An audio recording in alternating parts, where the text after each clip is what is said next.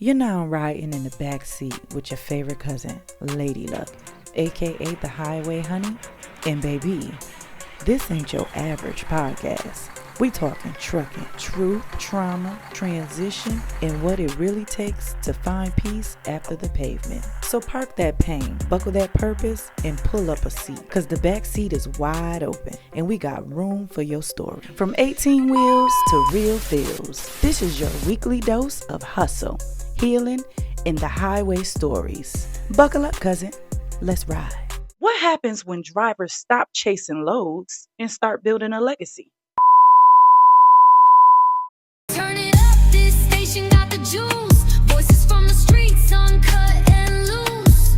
Real people, raw tales, no filter truth. Backseat dreams on the air, breaking through the roof. Mic check, 1, 2, tales tumble out. Backseat philosophers, no doubt they loud. Luck on the decks, keep the vibe profound. Welcome to the Backseat with Ladiiee, your favorite radio show where trucking just ain't a job, it's a stepping stone.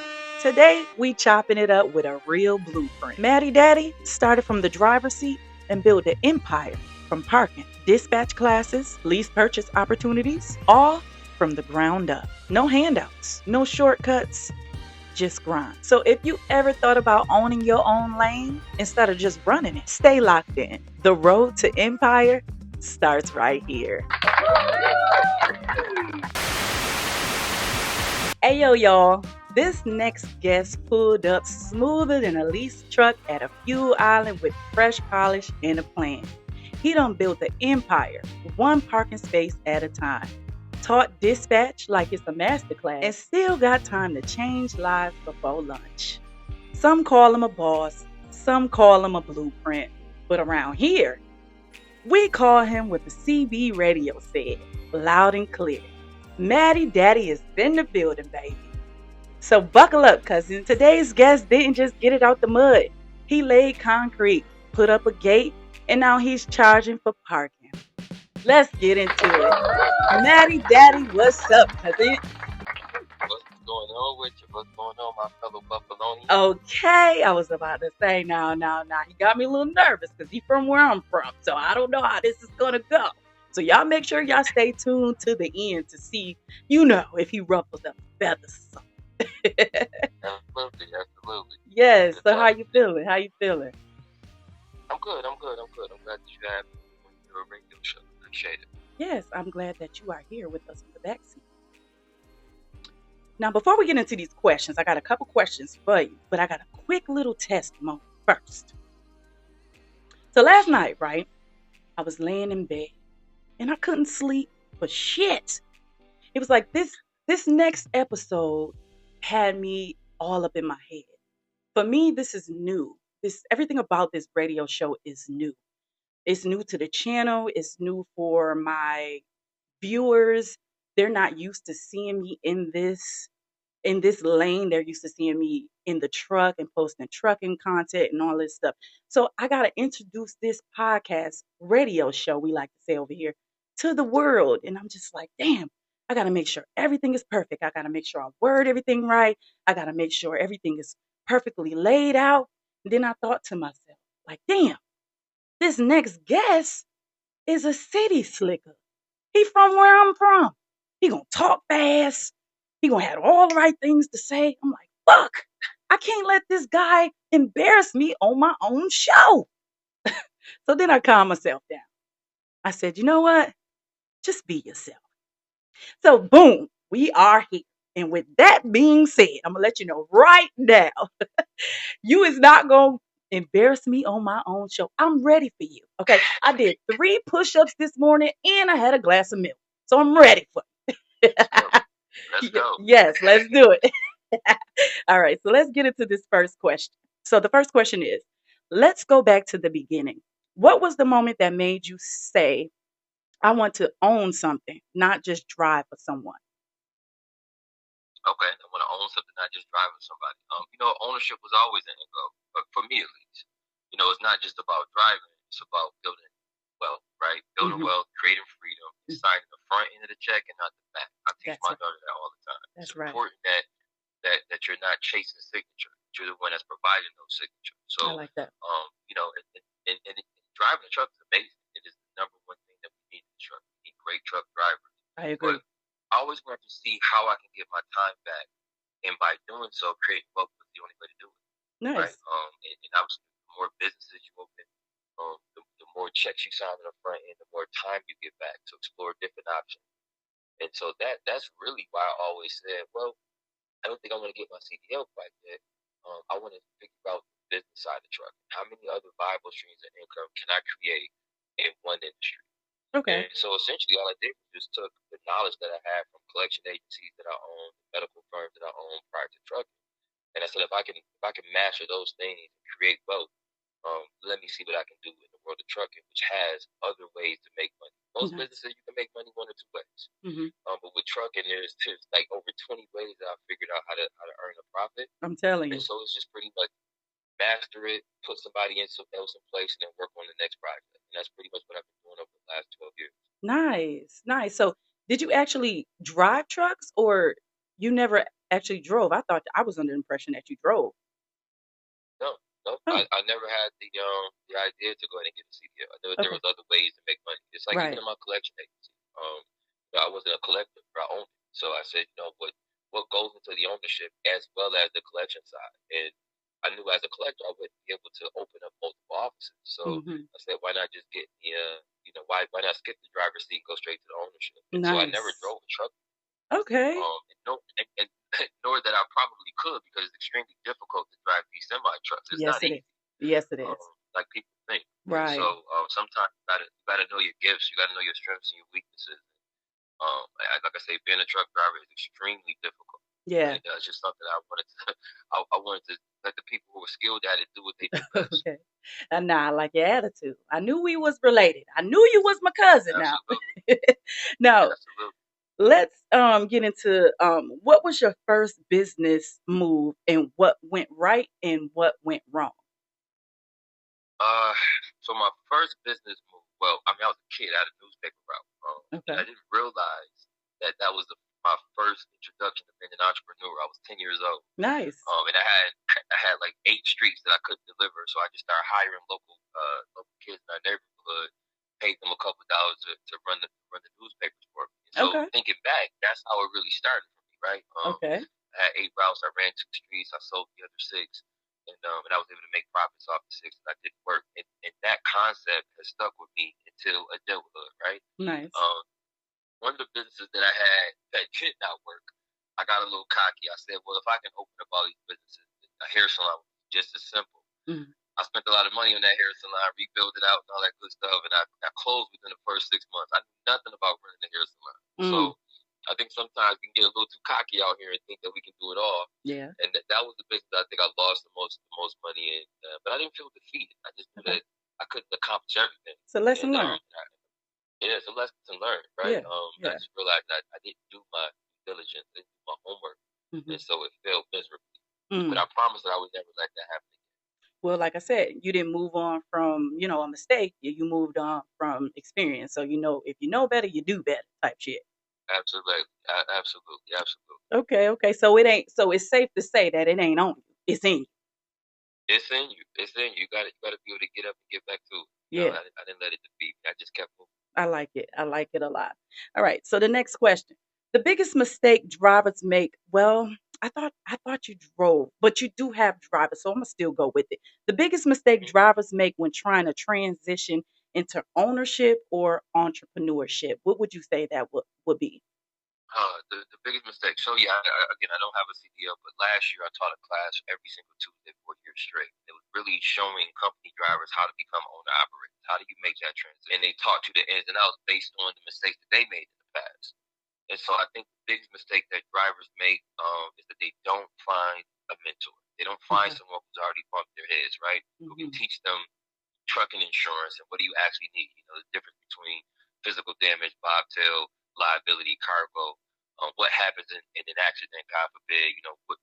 What paperwork do you need to file with your insurance? How does factoring work? Federal filings. How do you manage fuel taxes? Maintain authority.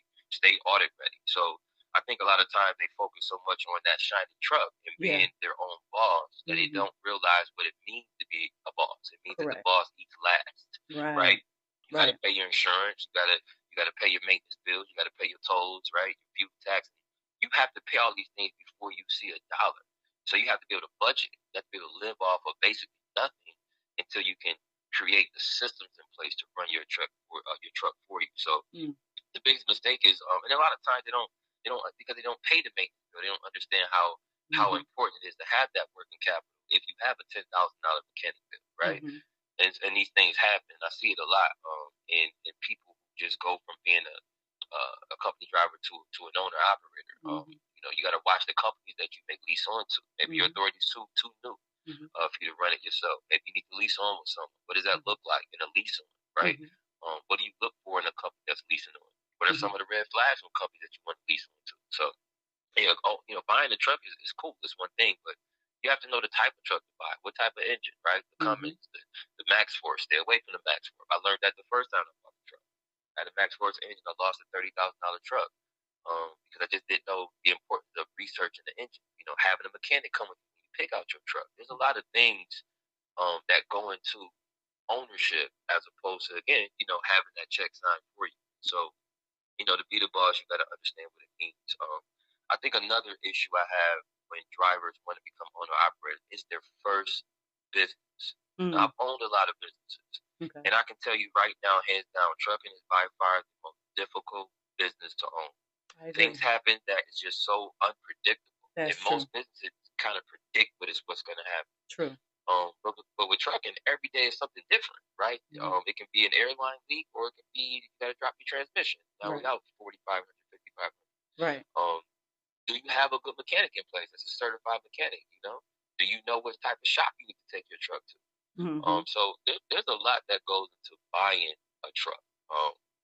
And the type of engine that you buy is going to dictate who has the software to service that truck. Do you have to take it to a KW dealership?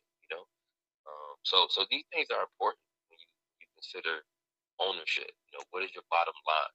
And that's what's important. I agree. So mentorship, I think, can teach you, if you have the right mentor, it can teach you a lot of things that can prevent you from losing a lot of money. Yeah, I totally agree. I overstood that statement. A little background about me, I did the lease purchase program and I did it twice. And a lot of the things that you mentioned, I did not study up on. I just, kind of jumped into it at thinking like with the mindset, I'm going to learn as I go type of situation. The second time I did it, I did have a mentor. I had a few mentors in place and I still failed. So it's like you said, driving a truck and owning a truck is two different beasts. And if you don't know your stuff, walking into it, you're setting yourself up for failure. Just period. Right. And I can speak from experience.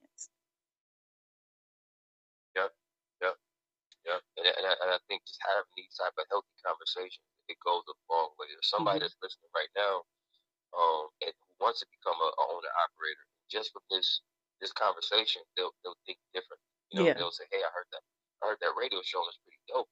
They were both dropping some gems, and maybe I need to seek some advice from somebody who's already failed. I failed in trucking my first time 12 years ago. Yeah. Because I was one of those that jumped out there and bought a bunch of trucks and didn't know what I was doing. Right. Didn't understand the federal filing. Didn't understand DOT and how it works. Didn't understand the difference between cargo insurance and liability, bobtail, and physical damage, right? I just didn't know. Trailer interchange. How much does the company, the broker usually want you to have? How fast can your insurance change your insurance policy so you don't miss that load, right? So there's a lot of mistakes that I made, and I vowed to myself that I would never make those mistakes again. And I haven't. Well, I commend you on, being vulnerable to the tribe and letting us know. 'Cause same thing with me. That's another thing that drivers, it's the ego. Some people have a very hard time just even admitting that they fucked up. Yeah, you know what? I dropped the ball on this one. It is what it is. Some people can't even admit that fact that, I did fuck up. I did that. So it is. Sometimes it's that ego saying, "Hey, I don't want a mentor. I don't want somebody who looks like me." You know what I mean? In my business, I don't want somebody who looks like me.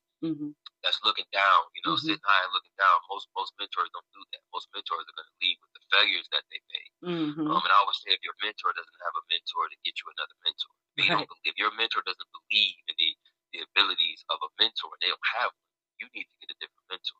True. That's not the right mentor, because a True. mentor should be constantly learning Mhm. so that you can constantly grow. That's the point of a mentor. I agree. Some people And do. Some people. That's another thing. You know, a lot of these drivers, you can't tell them nothing. I call them the Jesus of driving trucks. They just, you my can't tell them nothing. I just know it all. I've been driving for 30 and 40 years, and you can't. It's like, what's that little saying they say? The moment you become complacent in trucking that's the day you need to get out the truck, because Yep. every day is a new learning experience. There is never one day that's the same in trucking. You're always gonna learn. I don't give a damn if you've been driving since freaking Rosa Parks days. There is always something to learn in trucking. So you do have a lot of truckers that you can't tell them shit. They just can't tell them nothing. Absolutely. Mhm. Doing one right now. That don't want to follow suit. I always tell people, never think you're bigger than the program. Mhm. And sometimes drivers, they're good at what they can work that 18 speed. Now to work that clock, run that clock out. Do you know how to do payroll? Right. Right? Do you know what payroll system is? Have you Mhm. ever done payroll? Have you ever met? Do you know what an SOP is? Do you know how to create an SOP? These are things that you need to know in order to become what people like to say a boss. I hate that word, but Mhm. that's what people strive to be. Mhm. We don't strive to be bosses. We strive to get our time back. And Mhm. whatever it takes to do that, that's what we do. Mhm. So if it means we got to open up a few different businesses and try a few different things and be the pioneer at it, then that's what we're going to do. If it means we got to bump our head a few times before we figure it out, then Right. that's what we're going to do. But at the end of the day, we're getting our time back. And Exactly. that's really what we want to teach. I've had money before and I Mhm. wasn't happy. Mhm. And I felt like I was working myself to death. Then I've had money and it may not have been as much as I had before, but I had my time back. You And was I at realized peace. that time is valuable. Yeah. At peace. Yes. At peace. So now That's you may see me walk into the waterfalls and I'm on my jet skis or I'm yeah. on my Because I kayak be seeing you because showing out. because I found peace and I Yes. understood Yes. that money is one thing, but Mhm. getting your time back is really wealth. The wealthy Listen, get their time back. that's a Yeah, the part wealthy of get their time back. that is really that's a part of my testimony at this current moment. Like I said, I was just leasing with over there with Ari Garrison, and I wasn't there long, to be honest, but I felt like everything just kept like falling apart for me. And one thing I don't like to do is to force things. If it's not working, it's for a valid reason. I might not Right. know at that time what's going on, but later on in life, it all starts to come together. And one thing I don't do, if it's something that's not aligned with my spirit, I'm not fulfilled, if it doesn't like make me happy or bring me peace, is the key word. I will remove myself so quickly. And I did remove myself from that lease purchase program because I was miserable.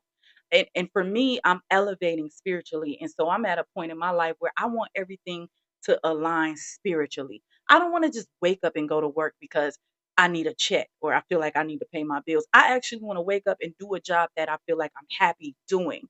This is aligned. This is what makes it align with my spirit. This is something that I'm fulfilled. And I was so miserable over there leasing with them folks. I was miserable with driving trucks, period. So I just like kind of like took a break. I'm not gonna say I'm out the game forever, but I did walk away. And I'm at peace right now. I might not have all the money in the world, but like you said, I'm at peace. And that's what life is about for me. That's what's important. Be still. It's funny. I'm a little older now, and I actually understand what it means to be Right. still. Right. There's no prayer without works today. You got to keep working, but Right. at some point you got to be still sometimes, True. and it just all comes to you. And True. I've been practicing that lately. I can honestly say that I've learned how to be still, Mhm. but move at the same time. If that makes Right. sense. It Sometimes does. he'll remove things from you when you're still and quiet Listen. and listening. You're like, all right, God, this is not what you have in store for me. Mhm. And so You're preaching. I noticed. I mean, I love this one script. I'm not really religious. I'm spiritual, but not Right. really religious. But Philippians 4:13, I can do all things through Christ which strengthens me. And I swear, when you still and you live by that, things come to you. Happen. It just comes. I'm telling you, it's Um, not an understatement. This is a real thing. I have a lot of people on my channel, not to cut you off, but people were saying like like, you know, um, You made mistakes. You did this. You did. Go try this company first before you walk away. Try that company. Listen, it's power in being still. My spirit told me it's time to make a move. I need to sit down. I've been busy, busy, busy, busy, moving, moving, moving, moving. Sometimes the blessing might not, your mission might not be in the truck. The truck, I like to say, is a tool. Use it as a tool. I might, because I stepped away from the truck, that might be my graduation.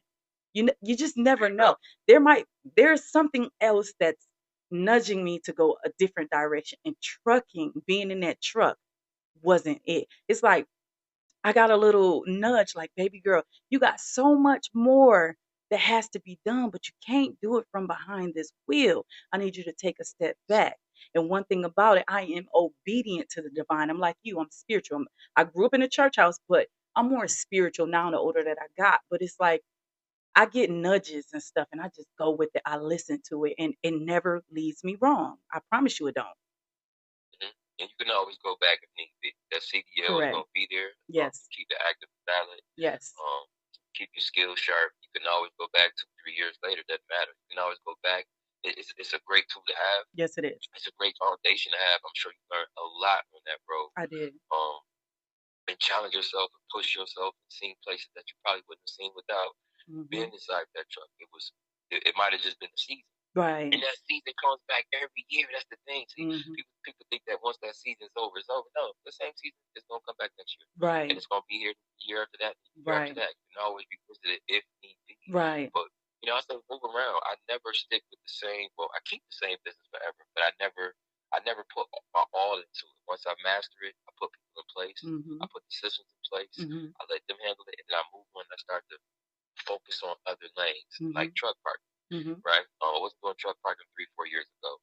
And I'm sure 4 or 5 years from now, I'm going to have systems in place where I don't have to lift a finger. Right. I have people going out there and looking at the lots, securing the lots, getting the truck parking set up. It's not meant for me to be the one that's spearheading it all day, every day. Right now it is. Right. But in a couple of years, it won't be. And I'll be on the other side of it doing something else. Who knows? I might be buying airplanes and selling planes by then. Who knows what my next call is. Right. But I don't just try to stay in one lane forever. Right. I don't leave that lane until I gave it my all and I mastered it. So trucking, you mastered it. It's not, you mastered it. You know how to drive a truck. Now it's time to do something else and see what else you're good at. I feel like it was just a stepping stone, and now I feel like I've outgrown trucking. It's time to move on. Like you said, I've mastered that, and it don't take 20 and 30 and 50 gazillion goddamn years to to master being I have so many people, and I don't. Validation is for parking first and foremost. I don't sit around and wait for nobody to tell me, "Oh, you're a great driver. You do a good." But I do have a lot of people who always, on a daily basis, reaches out to me and tell me how much of a great driver I am. Of course, I'm gonna get shade from certain individuals because I am a female and I'm a black female. That's always been a challenge for me. But for the most part, it don't take that long to master a craft. I just feel like I outgrown trucking, and it's time for my next chapter. Absolutely. I support that. I'm proud of you. Right. Everybody give a hand clap. Yes. Let's go. Yes, we love support. We hustlers. We're natural born hustlers and innovators and creators. So that part. We can't stay in one place too long. No. That's just not how we're built, right? If you're from Buffalo, you listen, you know exactly what I'm talking about. Yes, if you sir. ain't from Buffalo, you listening, better take heed. Yes. we some beasts when it comes to these I'm businesses. telling you. And we're built on survival. That's it. And then while we talking about it, shouts out to my upstate New York crew, 585-716 in the mix. Rough Buff Rock. Y'all already know what's up. Shouts out to the crew. That's y'all. I ride for y'all the long way. It's a special type of love that I got from my upstate New York crew. So let's get into this very last question for my man Matty Daddy. First of all, did you ever tell me who came up with the name? Did I ask you that? Who came up with Matty Daddy? You know what? It was just my daughter's name is Madison. Everybody know that's my homie right there. Okay. So I named her Instagram Matty Daddy. It really started with me just showing people what fatherhood looked like, especially for men that look just like me. How cool it can be, how fun it is, how your job can be your best friend. Nice. We travel together, we do everything together. So my daughter's an amazing kid, and I Nice. couldn't change it to a trucking page because Yeah. it just wasn't what the caller was for. So That part. Maddy, that's where it came from. Maddie Daddy time. That's the stuff. I love that for y'all real bad. All right. So this last question. Okay. So you've built many lanes, truck parking, dispatch training, lease purchase hiring. Which part of the business lights your fire the most right now? Right now, truck parking for sure. Mm-hmm. I've been working on it for about a year and a half, so it's my newest venture. I'm learning so much, and I like the challenge. I like to learn things. I like to bump my head. I like to read a lot. So Mm-hmm. in truck parking, there's no blueprint. Just like regular trucking, there's no book for it really, right? There's Mm-hmm. no way to say this is how you run the trucking company, right? Right. This is how you turn drivers into owner operators. And so truck parking is the same thing. It's a need for it. I think it's like for every one legal truck parking spot in South Carolina, there's 14 trucks. Okay, that's the exact stats, Mm-hmm. and that's insane to think. I.e., truck drivers falling asleep because they're now trying to get to a truck parking spot, which might be 30, 40 miles away, and their Right. clock might be almost over, right? Right. So there's a need. Like people act like these accidents are happening by chance. They're not. Right. They're happening because drivers can't park on the side of the road. They can't park at the Walmarts anymore. There's no parking. So what happens when you spend an hour and a half looking for parking and you're in a parking desert area, right? Just like a food desert. There's no grocery stores, but there's no truck parking. So these accidents, like yesterday, killed 6 people, 3 children in Florida. I think it was Florida, 3 women, 3 children. Another one killed entire family. Then someone else in another truck. So these things are happening not because the drivers want to be sleepy driving. They just simply have nowhere to park. That's true. And so it's important that somebody comes up with the solution, which would Right. be buy as many truck parking lots as you can, offer the cheapest truck parking that you can. Things that drivers may need on these lots, put them on there. Find it myself, investors do it. It's just something that we need to push. Right. Truck parking is an amazing company. They do business together. They're amazing. What they're doing is amazing for the truck parking world. So truck parking is cool. It's something that's needed, and it's lucrative. We make a lot of money with truck parking. Yeah. So again, it's creating a stream of income where you can be hands off, make some good money, get your time back. More importantly, get your time back. So that's really why obviously it's more than money. Like I always say, it's about buying your time back. Every time I launch a new lot, and create the automated side of it, the process of it, it's just freeing my time up. Yeah. And I can go kayaking some more, and I can go hiking some more, and I can smile some more. But more importantly, honestly, it's just you ask why did I name my page Maddy Daddy Time? It's because every single thing I do is to build legacy. It's not about the money. It's about my daughter being able to invest freely when she graduates college. True. If she wants to buy a house, or if she wants to go into business, or whatever it is, I want my daughter to be able to sign that check on the front and not the back. I know that's and the more businesses I create, the more time I create. Me and my daughter just got off the plane last night coming back from Rochester and Buffalo. Nice. We have front row seats with damn on the stage. Now, see, you're dead wrong because you was supposed to put me in your back pocket and take me with you. I should have put you in the back pocket. Yeah. See, that's having my daughter see these things. Yeah. Artists, and artists. She's amazing, and it really just stems from the businesses that we create. It gives us the time. Nice. And it's it gives time to travel and for her to see the world, Paris, and all that good stuff. This is really why I do it. You get one life, man. This ain't no practice life. Man, listen, I'm trying to tell you, you only get that thing one time. You might as well do it. If you're gonna do it right. So go higher. I tell people every day, go higher. I'm sick now, but I said I'm not gonna miss this opportunity to go on the radio and talk to my own. I'm not gonna miss this opportunity. Yeah, my nigga. I appreciate you real bad. Do you have any advice for any drivers looking to do the same thing as you, following your footsteps, or not your footsteps, but go into that entrepreneurship leadership role? Tap in with me. Yeah. Listen, Maddy Daddy Time at Maddy Daddy Time on Instagram is the best way to hit me in the DMs. Tap in with me. Be serious about elevating and get to the next level. If you want to buy your first truck, if you got your first truck, you want to learn to buy your 5th truck, you want to learn how to get into truck parking, we've done it all. And not just taking classes to learn it, we actually physically got out there in the trenches to get it. Nice. So if you want to learn from somebody who's probably the only one in this industry that's tackled this many things in trucking, then tap in with me. I'm going to show you exactly how to do it. All right, all right. Hey, so Matty Daddy, you didn't just pull up, you pulled up. You parked the Let's game get it. and you dropped them keys on the dash for the tribe to pick up. Mad love for everything you shared today, from turning struggles into structure to showing folks how to build their own lane out here. You one of them guests that leave the mic hotter than a reefer load in July. So thank you for riding with us in the backseat today. We appreciate the blueprint, the real talk, and the motivation. Y'all make sure y'all follow, support, and tap in with everything Matty Daddy got going on. And remember, the game ain't just about driving, it's about designing the route. One more time, Matty Daddy, let them know where they can find you. At Maddy Daddy Time. MADDYDADDYTIME. If you're on IG. All right, all right. Thank you, Matty Daddy. Until next time, 10-4, cousin.